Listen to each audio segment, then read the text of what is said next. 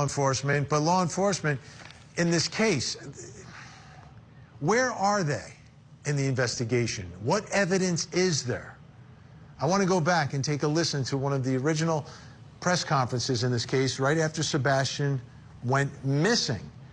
And at these press conferences, a lot of times you'll hear different things. Sometimes they'll show you a photo of a car that they're looking for or something else.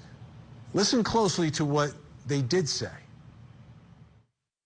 There is no evidence to support foul play is involved in the disappearance of Sebastian. But at this point, you don't rule it out? We're not ruling anything out. At this point, we don't have any evidence. There is not any kind of an indication that there is a criminal element involved. But we are keeping options open. We don't know what has happened. We don't know where Sebastian is right now, so we are pursuing any and all avenues. No evidence of foul play. Like, you could end the sentence, I think, a little quicker. Like, no evidence is what they're saying. A 15-year-old boy disappears. No evidence. Brings me to my final question. This is a tough one. Will Sebastian ever be found? If you've got no evidence, how do you find him? Let me bring back in my guests. Still with us, Dr. Janie Lacey and Chris McDonough. Dr. Janie Lacey, I'm going to start with you first, which is the toll that this takes on a family, on a father, when you're not getting communication from the people who are in charge of finding your missing son, and you hear the words, no evidence. How much more difficult does that make all of this?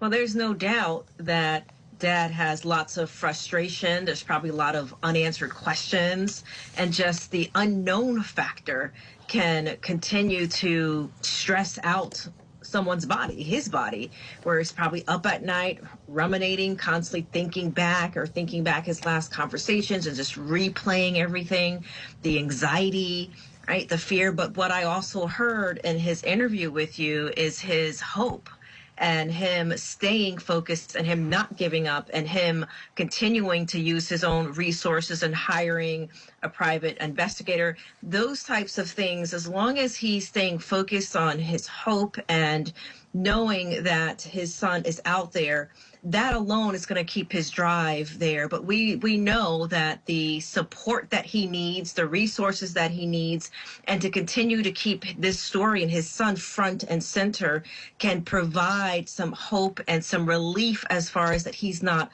alone in this this journey to find his precious Sebastian. Chris McDonough, you have so much experience in this area. Give us the honest answer right now on where you are based upon what we know and what we've heard in this case. Will Sebastian ever be found? You know, Vinny, I have hope like you and everyone else that's a possibility. Statistically, 6 months into this, unless he did walk out that door on his own accord, that possibility, gets lower and lower. One of the things I would love to see the investigation do is take that shift in relationship to father, the biological father, Seth. If he's at work, they have him on video, if his truck's on video, et cetera, and they can verify and know that's a possibility, then tell the public. Okay? You have to tell the public what your steps are so that if you think of a gigantic puzzle of, let's say, the Statue of Liberty, and you're missing 5 or 6 pieces, the public will fill in that extra piece, okay? Because right now, the public doesn't know. When they hear we have no evidence, the public wants to help. And that's who the investigation needs to focus on.